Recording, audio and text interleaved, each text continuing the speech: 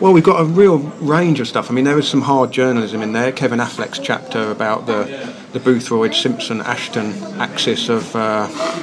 better be a little careful there.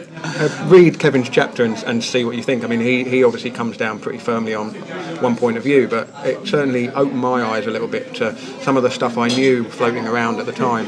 So we've got that. We've got Simon Burnton, for example, from The Guardian, has looked back at the football fans' fear of change, using the 1959-60 season as a kind of way of looking at how these days fans are suspicious of change, but back then, without a blink of the eye, they accepted a change of shirts from blue to yellow or gold, and they adopted a new nickname, the Hornets, and he's kind of told that story really nicely. We've got more personal pieces about the experience of following Watford from John Anderson and Tim Turner.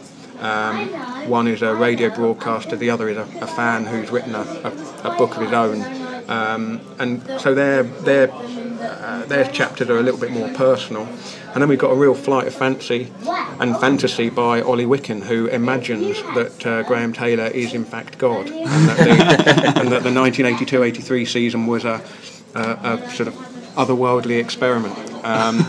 Personally, I found that an absolute joy to read, and it may not be to everybody's taste. Perhaps it might be a little bit wacky for some, but I thought it summed up what the Watford way is really well, and in a completely different way to anything else I've ever read. So it's a real variety, and I feel bad because I haven't mentioned everyone there, but you know, Adam Leventhal from Sky has interviewed Malky Mackay and Brendan Rodgers. Andrew French was the press officer when Watford were in the Premier League the first time, and he's done a really nice sort of behind-the-scenes account of that year. And whoever I've missed out there will be livid, but you'll have to buy the book and see. The